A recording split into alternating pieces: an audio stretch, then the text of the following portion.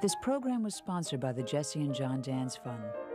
Since 1962, these lectures have been a forum for distinguished scholars of national and international reputation who have concerned themselves with the impact of science and philosophy on man's perception of a rational universe.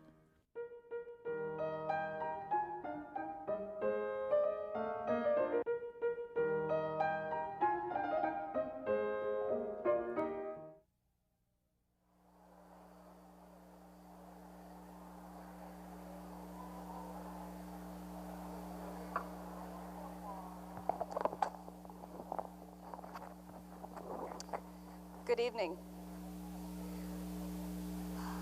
My name is Marcia Andale, and on behalf of the Graduate School at the University of Washington, it's my pleasure to welcome you here to this evening's dance lecture. We're here tonight as beneficiaries of a generous gift from the estate of Jesse and John Dance. This lectureship and visiting professorship program was created in 1961 with a bequest from Mr. John Dance's estate. An additional gift was made by Mrs. John Dance in 1969.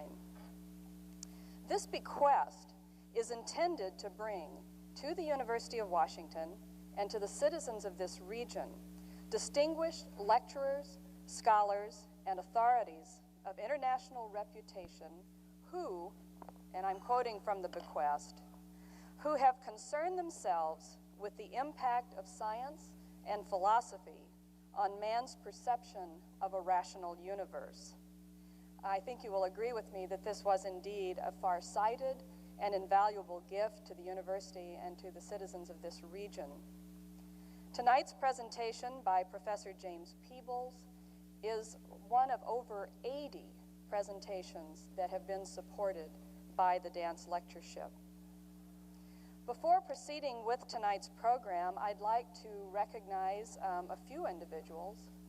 Each year, we receive a large number of nominations for both the Jesse and John Dance and the Walker Ames professorships. From those many excellent nominations, we have to come to the tough decision of who to actually invite.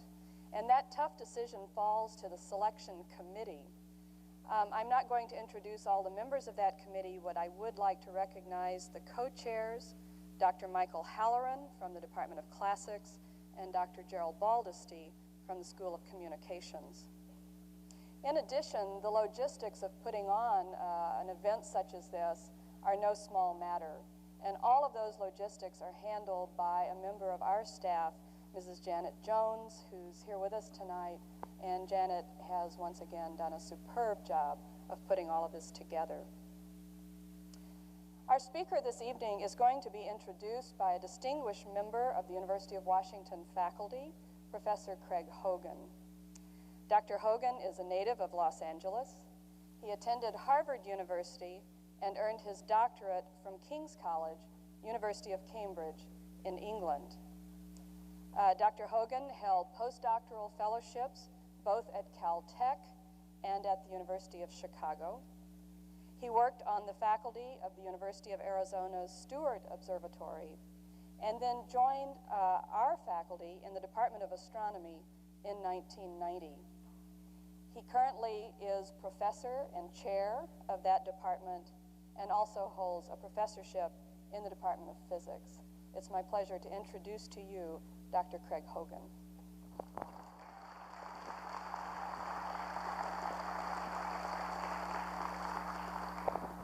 Thank you, Marcia.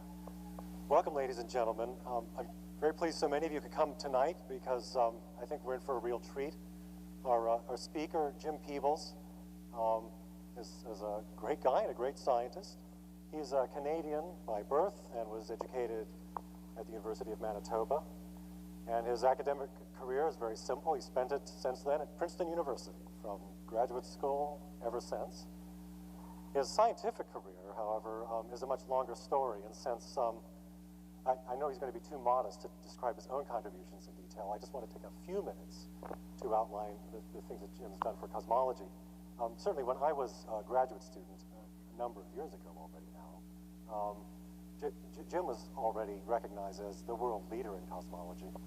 In the early 60s at Princeton, he was there when the microwave background was first discovered, the background radiation left over from the Big Bang. So that was the kickoff for the modern era of cosmology. Jim did some of the first calculations of the production of elements in the Big Bang. These are all things that he's going to tell you about in his lectures without telling you that he started the field. Production of elements and the microwave background are the two main reasons we believe there was a Big Bang. So he's the person to tell us about it.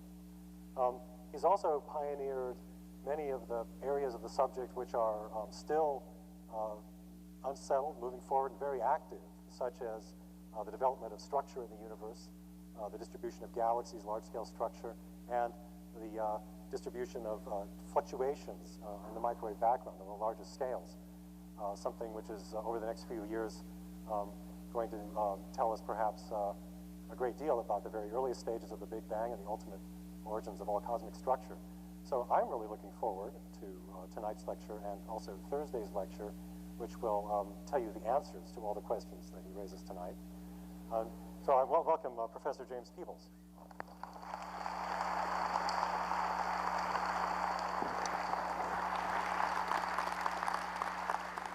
Thank you so much for those gracious words, Craig. We're old friends, but you laid it on. And it is indeed an honor and treat to be here.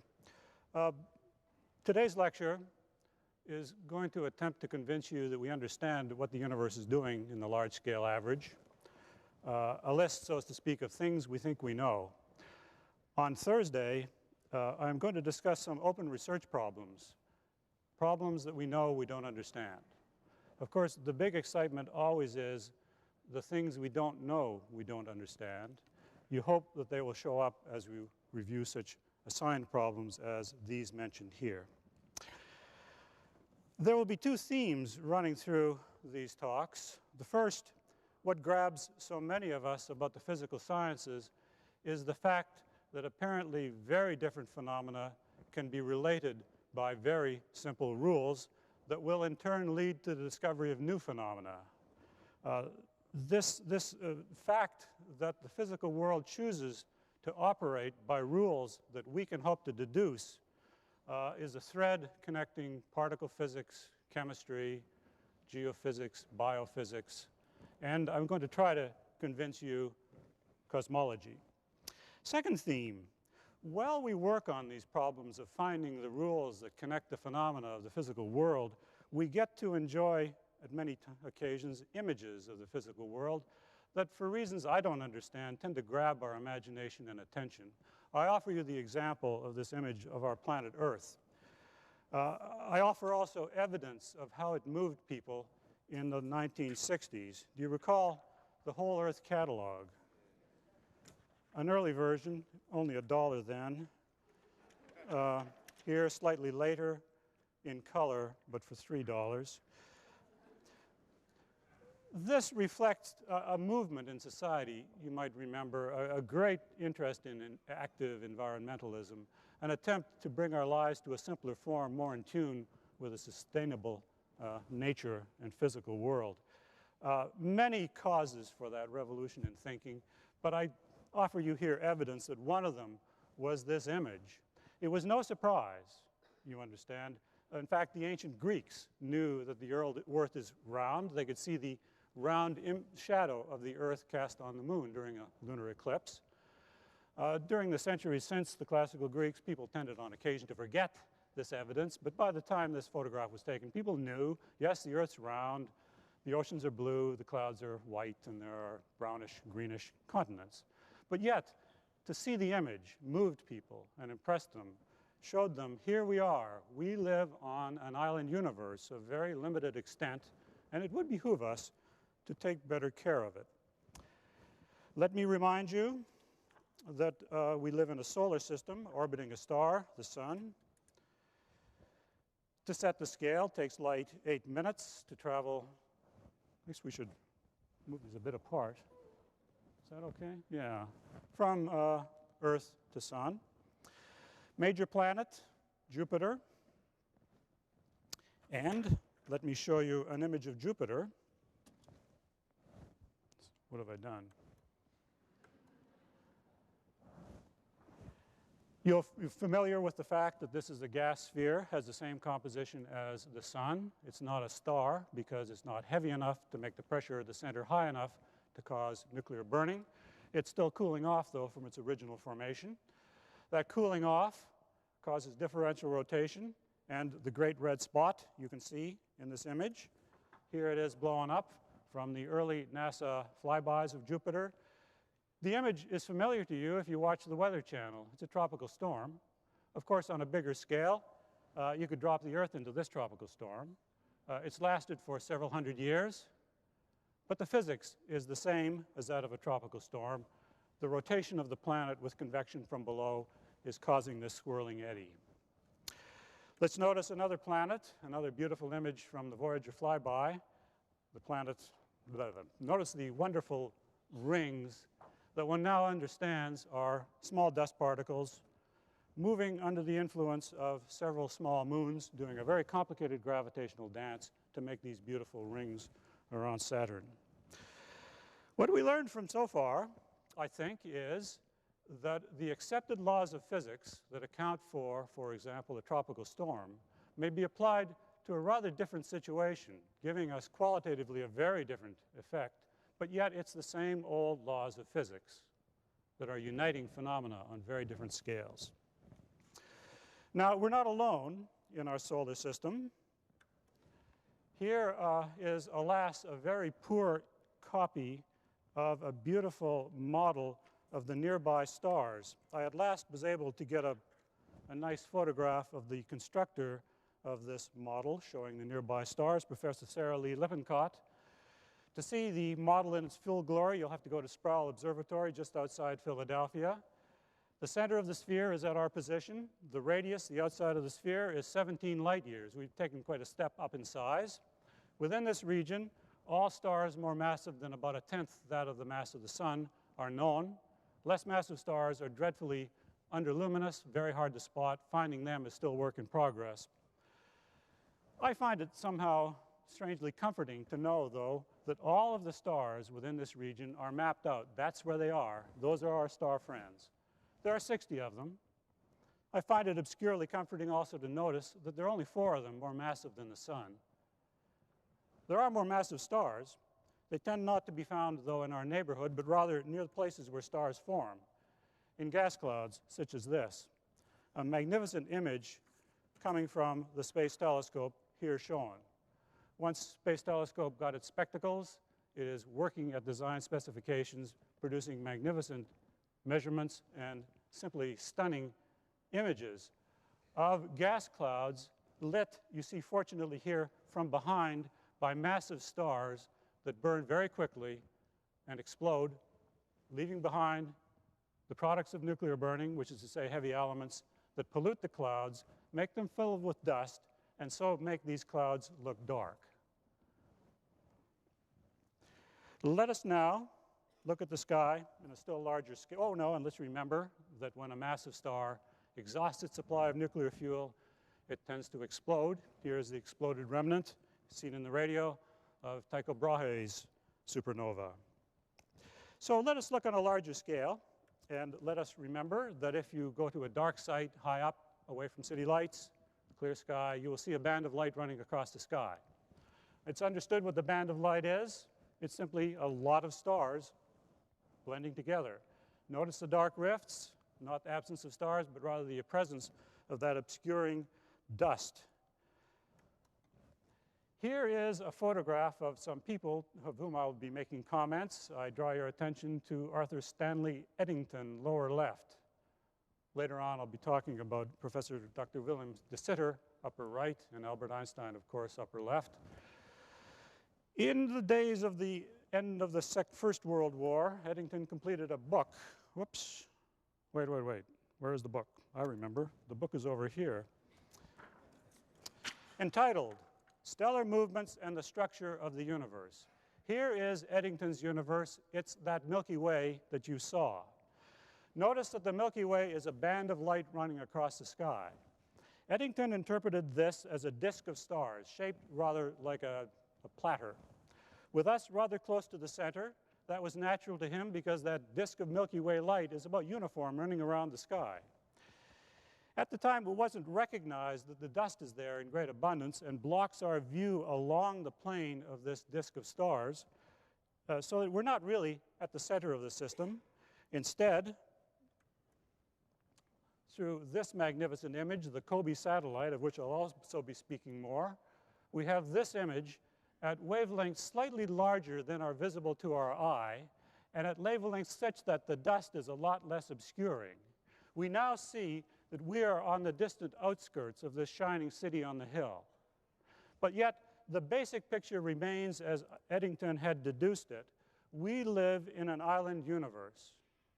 This island universe, we have seen, contains gas clouds that create stars, that create the heavy elements out of which you and I are made. The heavy elements spewed into space, go into new stars, but of course always in the process there's loss, mass is left behind in stellar remnants, and eventually our galaxy, in about another third of its present age, is going to run out of gas, going to fade away. Galaxies are not forever. A message we should bear in mind as I proceed. Let us next recall that we're not alone in our island universe. Down below, another image of the Milky Way, of our galaxy. You see the glow of starlight. You see the dark rifts due to obscuring dust clouds. Up above it, you see another island universe of the same sort that happens to be seen again edge on. Notice the great similarity, the rifts of dust covering a smooth sheet of stars. Here's yet another of these spiral galaxies, this one seen close to face on, beautiful spiral pattern. Galaxies come in several varieties. Here's another galaxy of stars. Forward. Shall I press reverse? Hello? Oh. What did I do? I'll let you people. Nope. May we back up two? Yep. Up. Now we go forward one. Again, you see a disk of dust and a faint glow of stars along the disk and a bulge of older stars. Shall I try to advance to the next one? And here, a galaxy with a bulge, no disk. Looks as simple as could be, doesn't it? It's fascinating, though, that if you look at this with great magnification, you'll see in the center a bright spot. This is a negative, so where it's dark, the image is really bright. A bright spot in the center of the galaxy and a jet of light running off to the side. What's happening here, I think, could be roughly compared to what happens if in the morning you're brushing your teeth and in your exuberance for the day to come, you squeeze too hard on the toothpaste tube. A jet squirts out. Here is an explosion in the center of this galaxy. It's thought due to the tremendous gravity that it can accumulate in a mass concentration very close to the center that has squeezed out a jet of material, to which I again plan to return. Now we have these galaxies. The galaxies themselves are spread around in space in a pattern that holds much fascination for us. Here is a cluster of galaxies called the Coma Cluster because it's in that part of the sky known as the Coma constellation. Each of these dots represents a galaxy. What you're seeing, I trust, reminds you of that diskless galaxy I showed you earlier, the one with the jet at the center. No jet here, actually, but a structure very similar to that galaxy. It is a galaxy of galaxies. We've moved rather far out in scale. This thing is maybe 10 million light years across. It is part of the structure of our physical universe. Here is an image showing the distribution across the sky of the nearest 1 million galaxies. It's again a negative. I wonder if for this slide we could turn off the, yeah, that's great. It's a negative. Where you see dark, it is light. There are lots of galaxies. Where you see light, there are no galaxies. It's 100 degrees across, up normal to the plane of our galaxy, where the view is pretty clear. In the middle, the black spot, remember dark means lots of galaxies, is the cluster that is here illustrated. You see lots of other clusters here and there around. Because this image is so important to me, I would like to show you a photograph of the person responsible for making it. Donald Shane, he's the one on the left, is one of my heroes. In the decade following the Second World War, from about the late 50s to the late 60s, he and an associate, Carl Wirtanen, at the Lick Observatory in California, spent those 10 years counting the brightest 1 million galaxies by hand with a traveling microscope. I had the pleasure of showing Donald this map, which was made with the help of these people, then graduate students, Jim Fry, Ray Siniera, and Michael Seldner, going toward the right. You can see Donald is a little uncertain what to make of these bright young guys, but he's getting along all right. And I had the pleasure of asking Donald, so is this the way you expected it would look? And he laughed and said, of course not. I was looking at this one galaxy at a time.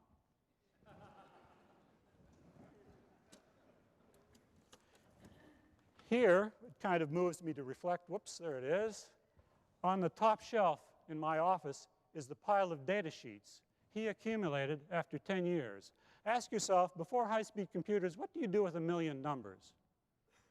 Donald did a lot, in fact, but he really could not do more than skim the surface until we had high-speed computers that would give us this image.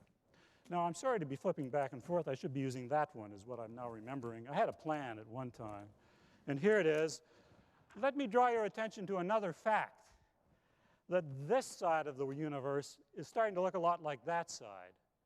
You notice I showed you here a galaxy of galaxies, but I'm not showing you galaxies of galaxies of galaxies, if you see what I mean. This part is starting to look an awful lot like that part. I offer another set of sky maps to illustrate this point. These galaxies were chosen because they are bright at very long wavelengths, detectable by an astronomical satellite, and so the search across the full sky is not much affected by the obscuring dust in our galaxy. This is the whole sky stretched out in equal areas so that if the galaxies were smoothly distributed, the dots would be uniformly distributed across this field. And they're not, of course. You see a great clump up here, a smaller clump down here. Let us now consider the experiment of asking where are the galaxies that are from the limit of this distribution to twice that distance. How does it look? Looks like this. Let's do the experiment again. Let's look at all galaxies that are from the limit of this case to twice that distance. We see this. I draw your attention to the difference. Here, lots of structure. Here, structure to be sure. Oh, I should have remembered to notice the obscuring dust in our galaxy does cause confusion along this plane, and there are a few strips where the satellite was unable to observe because it ran out of cooling helium. For the rest, notice what a uniform distribution this is. As we go to larger scales, we've stopped seeing new levels of structure. This is important enough to me that I'd like to show you some photographs of the people who have made this map for me. This shows the astronomers Sandra Faber and Mark Davis at an astronomical conference. Mark Davis was a graduate student at Princeton University, did a lot of work with me. Here, lower right, is Mark Davis's graduate student, Michael Strauss. Here are people at the Princeton Institute for Advanced Study, where Michael went after completing his studies at Berkeley University. Here are some of the best and the brightest of the next generation of astronomers. Someday they'll be rich and famous, and this photograph is going to be worth a bundle. To come back to the main point, notice how structure is starting to be washed out. Let's go on and look at still deeper samples of our physical universe. We can do that by radio galaxies. Remember I mentioned the jet in that galaxy without a disk. Sometimes these jets are so violent that material is expelled quite from the galaxy. This material contains very energetic electrons that make radio emission. This is a radio map. Until we had radio telescopes, no one could see this. When we see it, and I should remember to stress that the galaxy itself is that little blob in the center, we see this wonderful image that somehow moves us. It's an image no one has ever seen before. It's part of our physical world, and isn't it elegant? Not only is it elegant, it's very prominent. These things can be seen a long way away. And because they're rare, this is a rare event, when you map out the distribution across the sky of the nearest 30,000 or so, you get a very large-scale picture of what our universe looks like.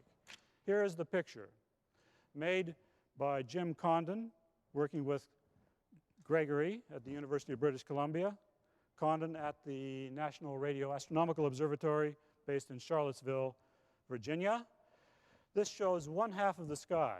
The hole in the center, you must understand, is instrumental. It's not absence of galaxies at this point. The Milky Way, our galaxy, is running in this particular projection along this line. You should ignore, for example, the fact that there's a bright source there that confused the telescope in the immediate vicinity. The sun got in the way along here. Elsewhere, what do you see? Nothing. It's quite a change from what we were seeing on smaller scales. This is, oh, and I should remember to show you the telescope that made this magnificent image. Well, in fact, I think I have a, yes. It was built as a temporary structure, and of course, you know what happens to temporary structures that are useful. They keep being used until just as this map was being completed, it gave, I guess you could say, the mechanical equivalent of a deep sigh and fell down. It's all right. A new telescope is being built at this site that will be bigger and better when completed. Now, what have we got? We have a remarkable result. We are so used to knowing that there are layers of complexity in the world. There are atoms that have substructure, atomic nuclei. The atomic nuclei have substructure, going down to quarks. The atoms can be organized into molecules. It can be organized into human flesh. It can be organized into people or into societies onto this Earth. The Earth concentrated in a galaxy that's part of a concentration of galaxies. It's on the outskirts of a cluster of galaxies, layer upon layer of structure. But as we probe to larger scales, we run out of structure.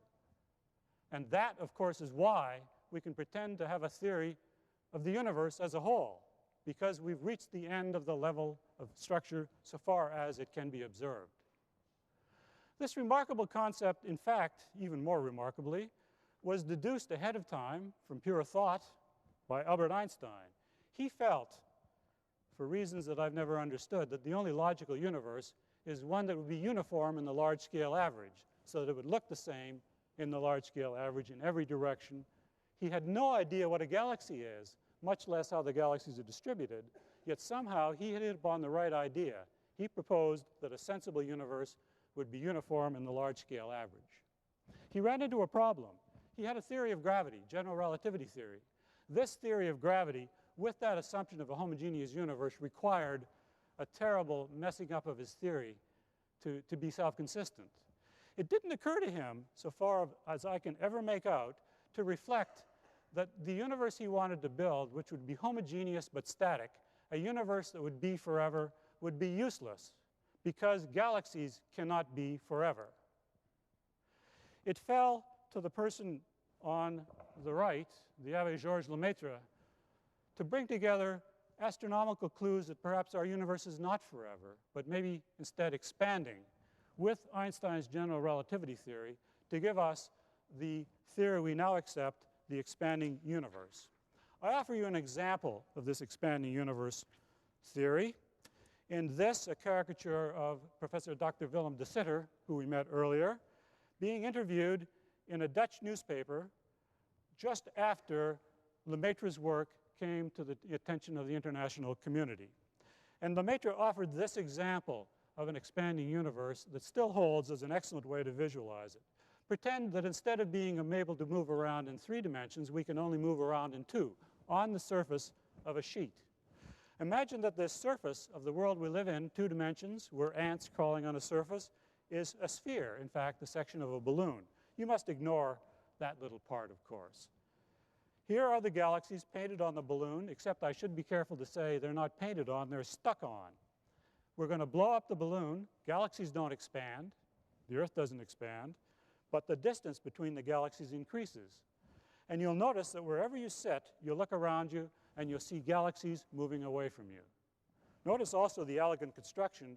If you walk in one straight direction, you'll come back to where you started from. We've created a universe that's homogeneous, yet it has no edge.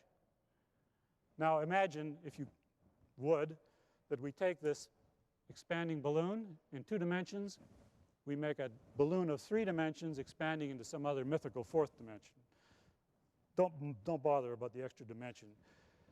Here is our expanding universe. Now, it fascinates me to reflect that Eddington and Lemaitre had rather different opinions on a key issue. Eddington was remarkably receptive to new ideas, and in fact, he was the one who saw the importance of Einstein's general relativity theory, the theory of gravity that requires this evolution, and organized the first tests. Yet, and he also embraced Lemaitre's idea of an expanding universe as a way to understand astronomical observations. But he was repelled at the thought that if the universe is expanding, it had a definite beginning. Here is the short comment. Sir Arthur Eddington states that philosophically the notion of a beginning of the present state of nature is repugnant to him. On the other hand, Lemaitre celebrates this, saying, if the universe had a beginning, think of the new physics we stand to learn in understanding what that remarkable statement means. You can't help but notice that Lemaitre was religious. So was Eddington, a member of the Society of Friends, the Society of Friends of Truth, a Quaker. But on points, I think you have to give it to Lemaitre as being the more religious of the two. And I had often idly wondered, what interaction did Lemaitre's religion have to his eagerness to think of a universe that had a beginning in what we now sometimes colloquially call the Big Bang? I can't tell you the answer, of course, but I can show you some quotes that charm me. Notice the statement, after all, a Christian does not act differently from any non-believer as far as walking or running or swimming is concerned. Now, I think in this day and age, we would have to call Professor Georges Lemaitre to task here. I'm sure Muslims swim in a similar way to Jews or atheists or agnostics or the rest of us who are confused. The basic point, though, is clear. If you are going to indulge in swimming, you'd better do it the way everyone does. You might do it better or worse than others, but there's only one way to swim. You hold your breath and flail your arms. If you're going to do science, there's only one way to do it, the way everyone does it. I'm charmed by his comment at the bottom of the page. It never had to be a question of reducing the supreme being to the rank of a scientific hypothesis. So, let us turn to a remark, a quote from Lemaitre on the bottom of this page. I might remark that he is another of my heroes. In the early 1930s, he was the one, I believe, who best understood this notion of an expanding universe, who saw the sort of tests that would be required to establish it as really scientifically acceptable. And in particular, he stressed, well, notice the quote, the evolution of the world can be compared to a display of fireworks that has just ended. Some few red wisps, ashes and smoke. Standing on a well-chilled cinder, we see the slow fadings of the suns, and we try to recall the vanished brilliance of the origin of the worlds. Lemaitre stressed that if the universe really did evolve from a state very different from what it is now, then surely nature will have left behind fossil evidence of that very early time. He proposed that the cosmic rays might be the fossil evidence.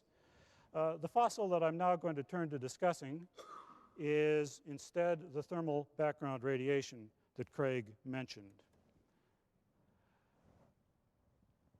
As part of the Second World War effort, there was a lot of work done on nuclear physics that after the war led George Gamow to think that if the universe had expanded from a dense, hot state, then much the same thermonuclear reactions that go into an atomic bomb might have happened in the early dense states of the universe and have produced the heavy elements.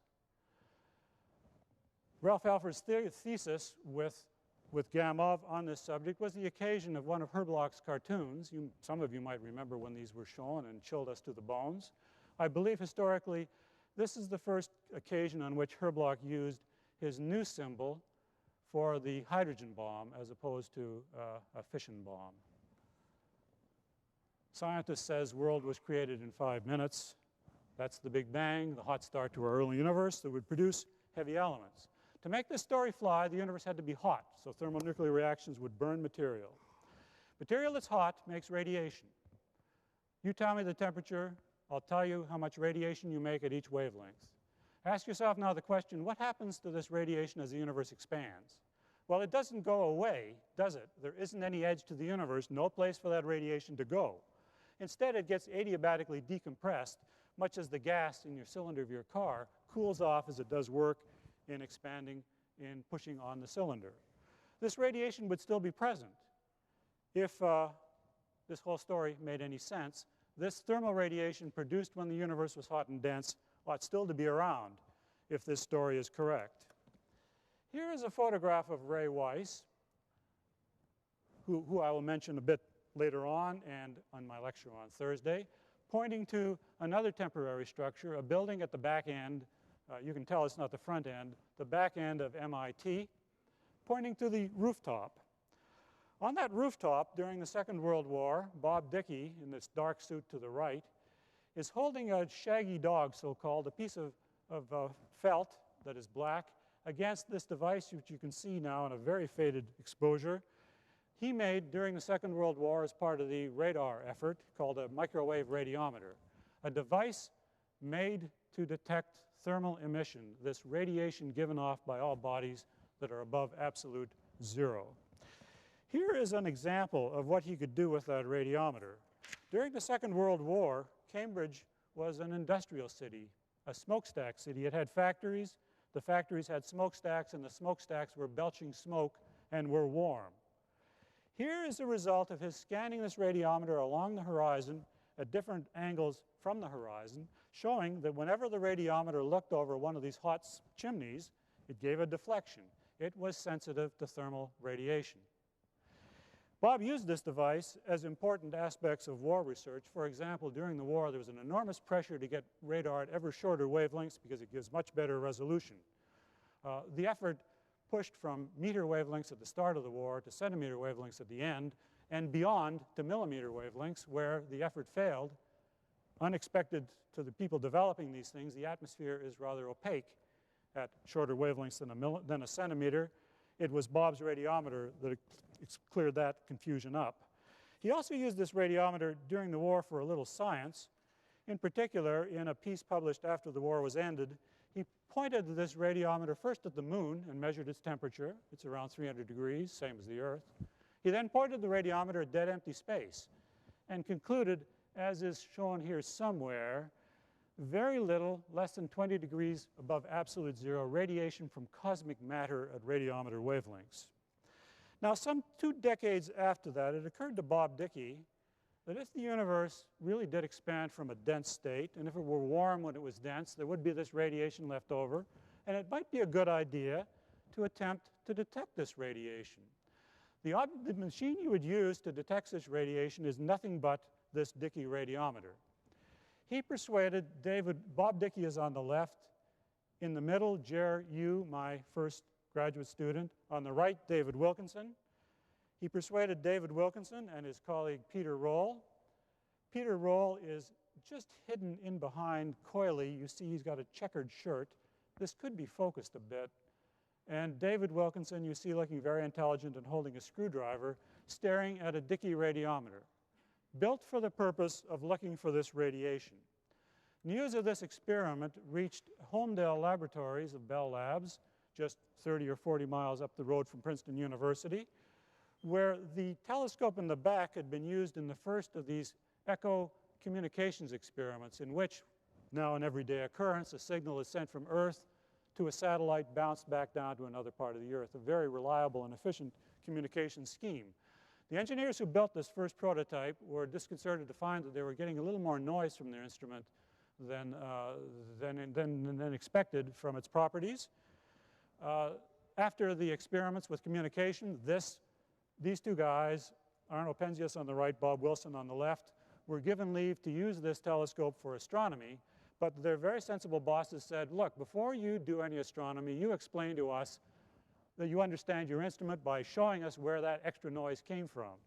They put a Dickey radiometer into this thing, tuned it up to the best of their abilities, were going crazy trying to understand where this noise was coming from until word reached them of the experiment at Princeton, and they realized they might have it. It's funny how human nature operates. I remember Arno Penzias saying to me, his first reaction was, well, at last we can forget about this crazy noise and go on to do some science.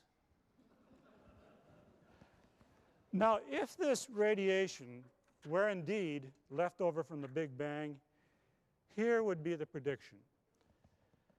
This radiometer works is sensitive to radiation with a wavelength of 7 centimeters. Is that about 7 centimeters? Close enough. They measured a definite amount of radiation at that wavelength, isotropic across the sky as you would expect if this is radiation filling space uniformly. Having measured the intensity of the radiation at one wavelength, you know the temperature, because after all, blackbody radiation is defined by one parameter, the temperature. Knowing the temperature, you can predict what the intensity ought to be at every other wavelength. You can't cover all wavelengths, of course. At very long wavelengths, there are those radio galaxies I mentioned to you that would get in the way. At very short wavelengths, emission from stars and dust in our galaxy would get in the way. In between, there is a window where you ought to see this very smooth shape, if that's the way it is. As you can imagine, this led off to a heated race to try to make more measurements to see whether or not they followed this definite prediction. Fortunately, the experiment by Peter Roll and David Wilkinson was at 3 centimeters wavelength, about there. It came in just a few months later and gave the first bit of encouragement that this prediction might be on the right track. This part of the curve was mapped out pretty quickly and did agree with the prediction, because one really was using standard equipment in use in a slightly different way, and one was discovering, of course, a new phenomenon. But about here, the atmosphere just gets too opaque to do these experiments. You had to get above the atmosphere to measure the spectrum over the curve. There then became a scientific race to get above the atmosphere, measure the spectrum over the curve, see if it agrees with this prediction. Of course, scientific races of this sort are rather like watching paint dry. They don't happen overnight. Well, paint dries overnight, I suppose. The race took about 2.5 decades. Here is a team assembled for the purpose of building the COBE satellite that I showed you a picture of earlier, for the purpose of measuring the intensity of the radiation over the peak of this predicted curve to see whether or not that's the way it really is. I pointed out to you Ray Weiss. I'll have some more to say about him on Thursday. Dave Wilkinson. John Mather just has a book out on his experiences over a decade and a half of effort to build this satellite. He has got to be counted as another of the heroes in this game. He took on this project shortly after graduate school. For a decade and more, he had no publications, no advancement in his career. He put it all on the line for this one satellite. Now, you know that what is it, one satellite in 30 blows up on the launch pad.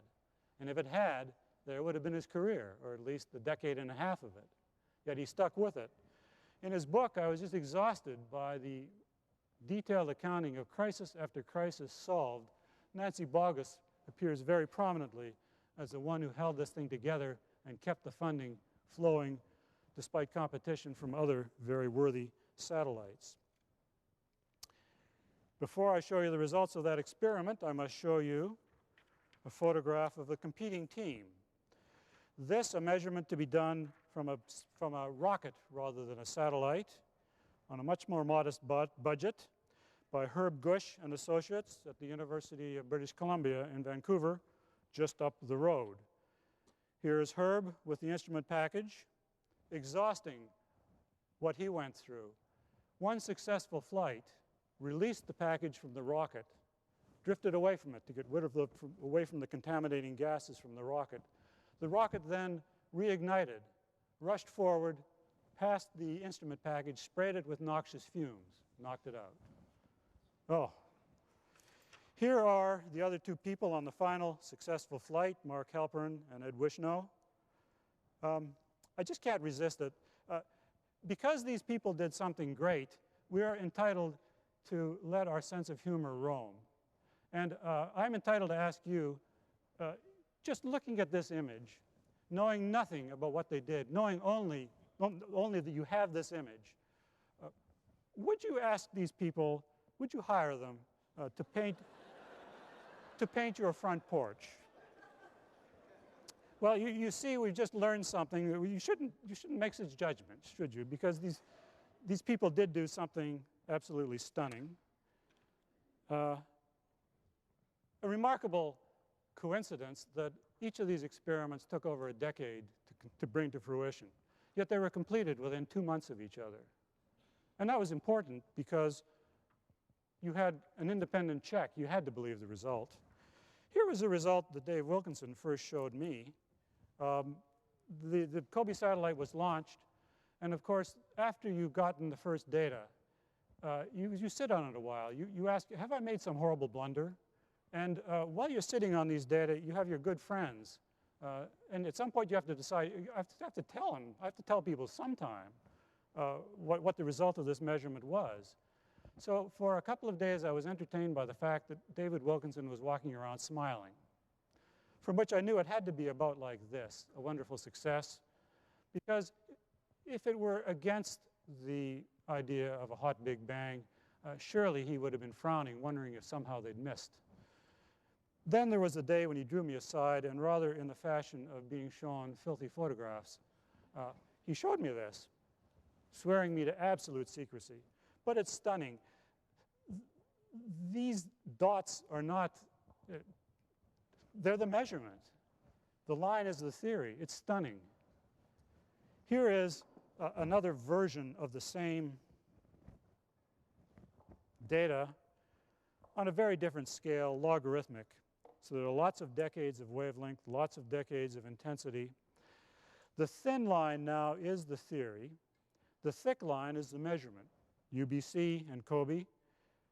The uncertainties in this measurement, and I should mention that a few ground-based and rocket points and a few other measurements are interspersed here and about.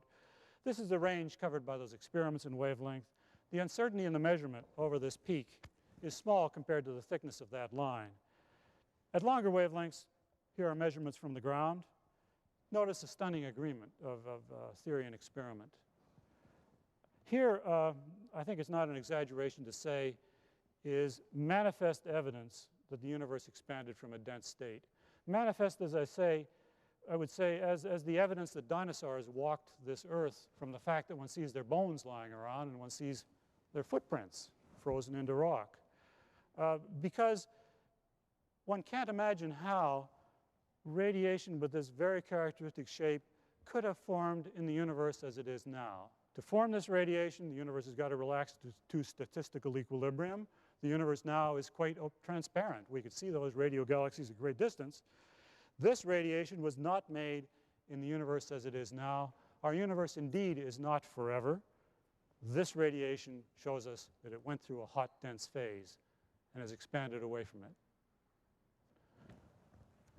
I hope you get the connection. In the early days of this century, Einstein inventing a theory of gravity and inventing on philosophical grounds, I suppose, the notion that the universe is homogeneous. Lemaitre taking that idea of general relativity theory with Einstein's idea of homogeneity and deducing that the universe ought to be either expanding or contracting. What's consistent with the astronomical evidence is the universe expanding from a dense state, giving the galaxies a finite lifetime, around 10,000 million years. Galaxies are not forever, consistent with the fact that our universe, as we see it, is not forever.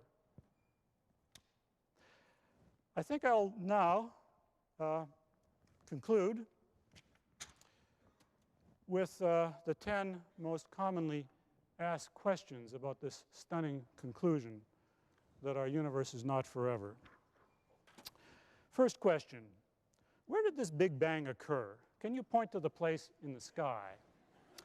Now wait, you weren't paying attention. I showed you image after image of the distribution of matter, showing you that it's the same in that part of the sky as in that part. There wasn't a localized explosion. That's not the picture at all. The universe everywhere is expanding. There's no sight. What was our universe like before this Big Bang? Well, I don't know. That's not part of the theory. I'm describing a universe that evolved from a dense state and expanded and cooled. Of course, one attempts to make theories for what the universe was like before it was expanding. Visiting this university and making available to an eager public a book, The Inflationary Universe, is Alan Guth, who is one of the pioneers in discovering physics that might tell us what the universe was doing before it was expanding. Wonderful ideas being explored, but after they're explored, we'll be back to the same old question, right? So what was the universe like before it was inflating? And he'll have to say, well, I don't know. I'm working on it. So will our universe continue expanding forever? Is that all there is? Expands, drifts off to infinitely low density, that's it? That's all? Maybe our universe is massive enough that gravity can slow and stop the expansion, after which the universe would collapse back to a big crunch. That would be fun. And maybe in the big crunch it's a bounce, and our universe starts expanding again. Well, that could be. I don't know. But I certainly don't know how you'll ever, I don't know with the present evidence whether you'll ever be able to show that this is what happened. How can you claim to have a complete theory when you cannot even say what happened before the Big Bang? Because I'm trying to account for the universe that we see it now and as it was back in time for a limited extrapolation. Why do you keep avoiding the name Big Bang? Because I think it's a terribly misleading name. There's nothing about an explosion in all this. Bang, to me, connotes localized. That's not the way it is, isn't that right? The universe is expanding forever. And what caused that expansion is still part of the research of science. It's not part of that we've established. What I think we've established is that the universe has expanded from a dense state to the present. If you're so smart, why aren't you rich? Well, try to bear in mind that because this is a topic in research, there are inevitably open questions. It's easy for you to ask me questions that I can't answer. Prominent among them, as I will discuss next time, is the simple question, so what is our universe made of? Doesn't seem to be the ordinary material of which you and I are made. So what's the nature of this material? I don't know. It's a big hole in the theory, but that's what we have to learn to live with. What I am trying to argue, to suggest, is that although I'm not rich, we are at least making progress, and we have nailed together a few planks in what seems to be a pretty sturdy picture for what our universe is like now on very large scales. Thank you.